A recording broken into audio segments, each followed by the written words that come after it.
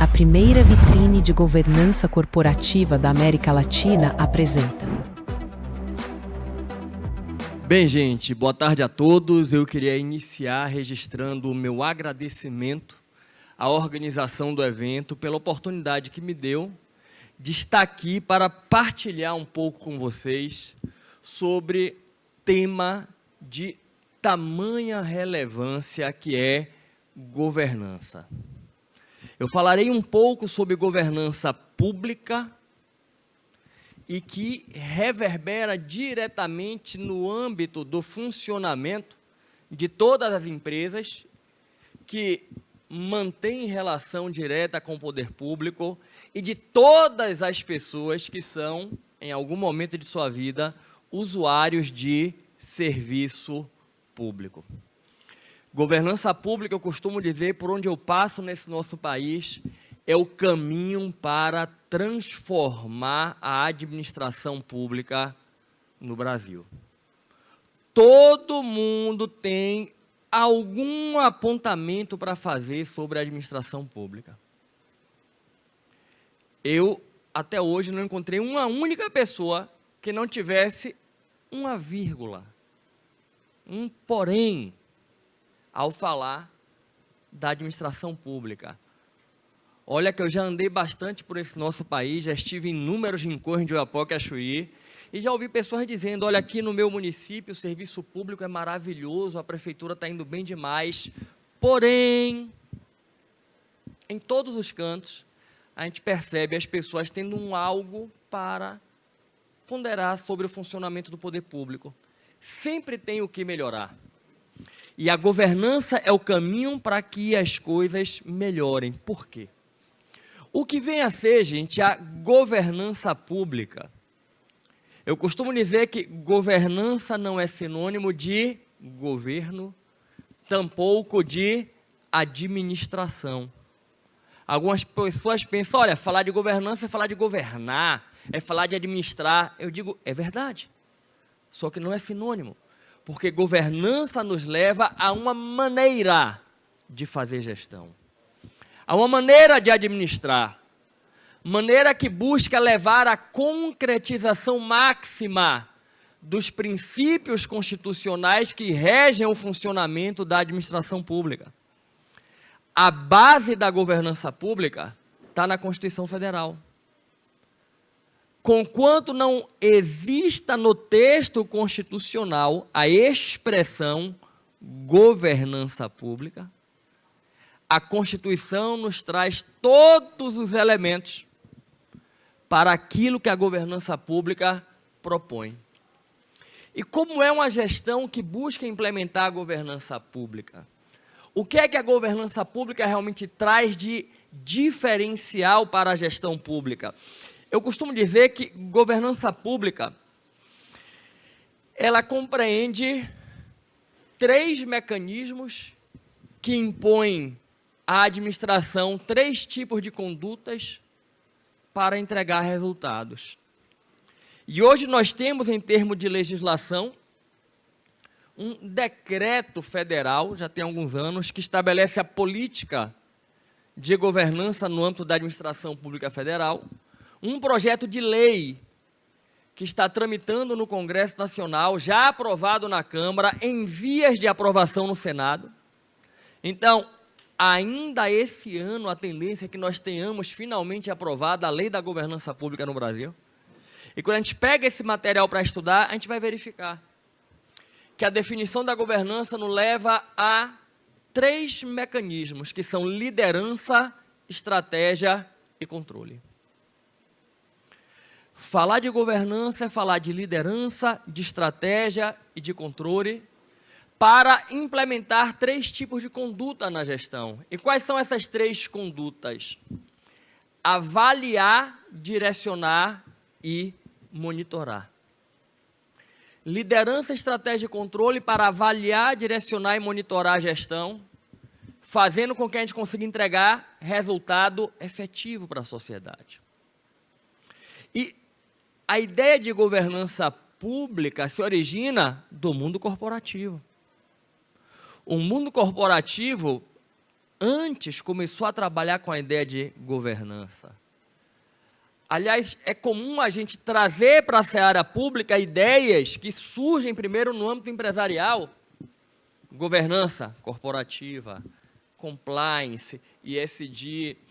E no dia a dia da administração pública, comumente a gente encontra pessoas dizendo o seguinte: olha, às vezes a gente percebe que os gestores ficam tratando a coisa pública como se fosse uma empresa privada. E todas as vezes que eu escuto isso, eu costumo responder: não é verdade. Se os gestores tratassem a coisa pública como uma empresa privada, a gestão pública seria muito mais eficiente, entregaria muito mais resultado. Porque quem é empresário, quem tem a sua empresa, sabe o quanto custa manter a empresa em funcionamento, sabe que a empresa precisa entregar resultado efetivo. Porque se ela não entrega resultado efetivo, o destinatário da atividade não consome aquele produto ou aquele serviço. O dono da empresa ele está procurando o tempo inteiro economicidade. E economicidade não é tão somente do ponto de vista financeiro, não, gente. Quando a gente fala de gestão de processos, quantos projetos e processos podem ser otimizados do ponto de vista do tempo de funcionamento e execução, da logística de recursos humanos? O empresário que busca fazer a empresa expandir as suas atividades, ele passa a gerenciar tudo isso. Ele conhece os dados da empresa na palma da mão. E essas ideias, em um dado momento, passam a adentrar na seara da gestão pública com a governança. Para que você possa ter uma gestão pública de qualidade, você precisa de, primeiro, liderança. Os gestores precisam liderar. E liderar não se confunde com chefiar. Chefe é uma figura que ocupa uma posição hierárquica dentro de uma estrutura. Dentro do mundo corporativo, tem muitas empresas que ainda trabalham com a ideia de chefe. E quem vive o ambiente corporativo talvez já tenha tido um chefe que você gostaria de nunca mais cruzar na sua vida. Esse aí não tem nem espelho em casa, porque nem espelho suporta. Se olhar para o espelho quebra. Porque nós estamos lidando com pessoas, e as pessoas têm as suas complicações, as suas dificuldades. Mas o líder, ele pode eventualmente até estar numa posição de chefia. Mas o líder não tem nada a ver com a figura do chefe. O líder é aquele que inspira, que cativa. E por que ele consegue isso? Pelo comportamento dele, pela escuta ativa, pelo acolhimento das pessoas que fazem parte da equipe de trabalho, pela identificação das valências do potencial de cada membro da equipe, saber aonde aquela pessoa pode render mais. E quando a gente fala de gestão pública, quando a gente pensa na alta administração, aqueles que estão nos postos de direção, eles devem buscar se tornar líderes. Mas não é apenas liderança. Além da liderança, a gente vai trabalhar com estratégia. Gente, nenhum empreendimento consegue prosperar se não houver estratégia. Dois amigos conversando, decidem que vão abrir um negócio. Tá, como é que a gente vai fazer? A gente vai fazendo e vai vendo como dá. Não vai dar. Não vai dar. Você tem que planejar, ter um plano estratégico para fazer que aquilo aconteça.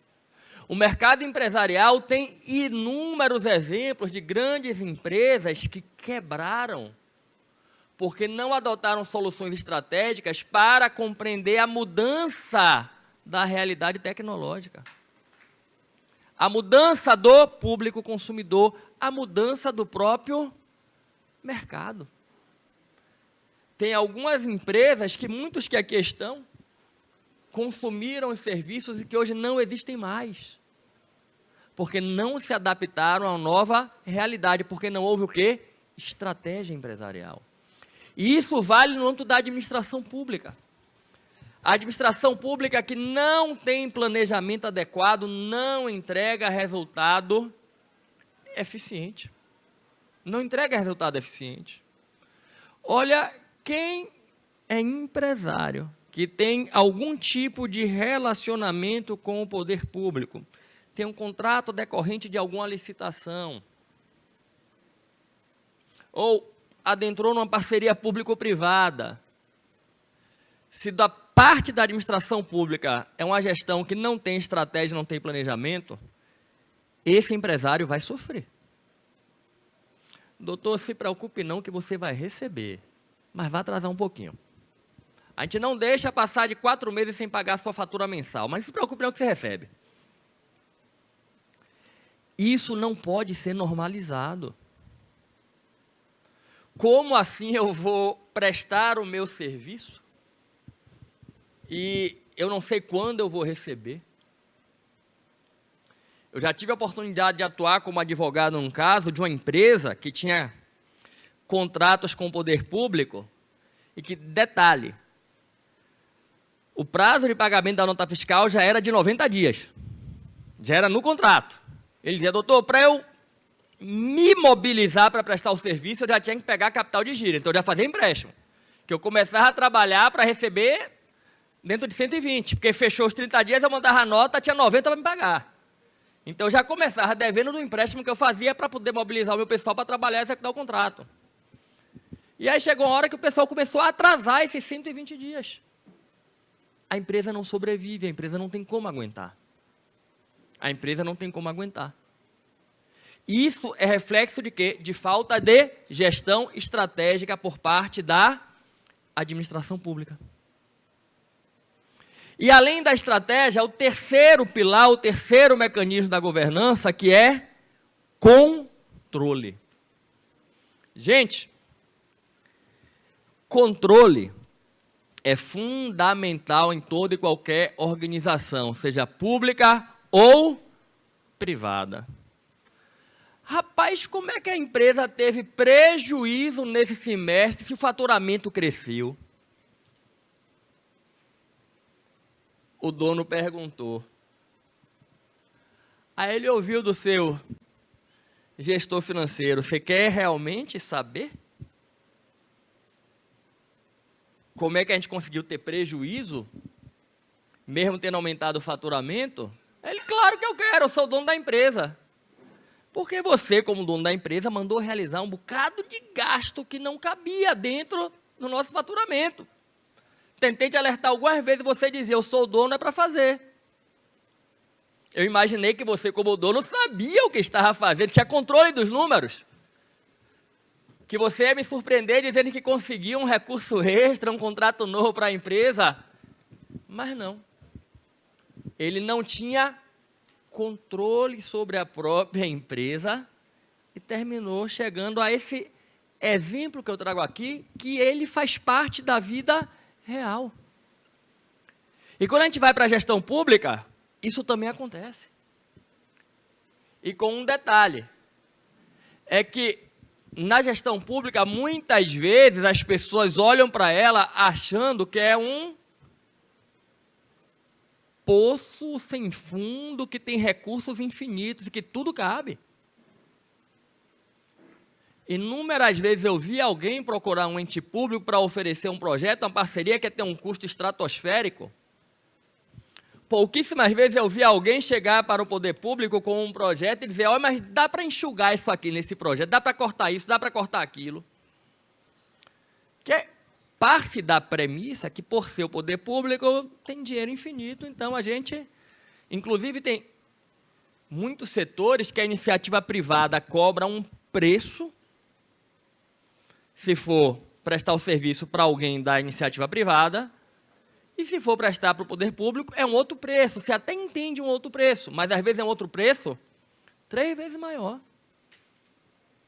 Porque tem a ideia que não, o poder público tem dinheiro, tem como pagar. E aí, se quem está fazendo gestão pública não tem controle, a coisa não vai funcionar bem. E olhem que não é por falta de mecanismos normativos.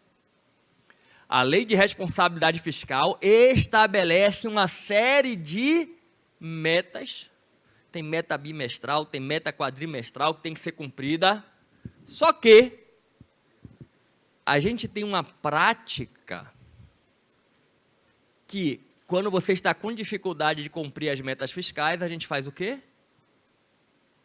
Em vez da gente cortar para enxugar, para adequar, a gente busca alguma forma de aumentar a arrecadação. Pega um caixa, empresta com alguém e vai. Gente, se você não tem liderança, se você não tem estratégia, se você não tem controle sobre o seu empreendimento, não tem como efetivamente extrair o melhor que o empreendimento pode gerar. O potencial de entregar um resultado efetivo, econômico de qualidade, não vai ser alcançado. E sabe qual é o grande desafio? Que a cultura tradicional que nós temos em termos de gestão pública é exatamente o oposto disso que a governança está buscando. Hoje a gente tem uma política de governança estabelecida dentro do federal, mas quando você vai para estados e principalmente municípios, ainda é algo muito embrionário. Às vezes você chega no âmbito dos municípios para falar de governança, perguntam o que é isso? As pessoas nem sabem qual é a ideia da governança. E a realidade da vida, ela acontece aonde? No município. Ela acontece no município. Tem muitas empresas que deixam de investir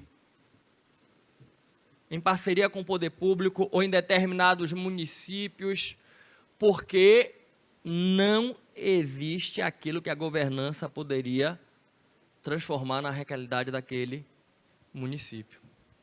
Se a gente conseguir chegar nesse ideal de administração pública no Brasil, de Oiapoque a Chuí, está pautada na ideia de governança, gente, para o mundo corporativo vai ser maravilhoso. Para o mercado empresarial você vai ter muito mais segurança para investir, muito mais segurança para estabelecer parcerias, relações comerciais.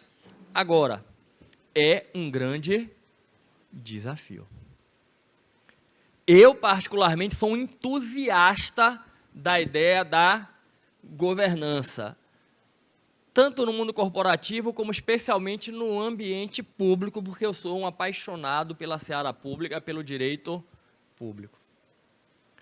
Por onde eu passo trabalhando, eu tento implementar medidas de governança, implementar uma cultura de governança e sempre espalhando a ideia da governança.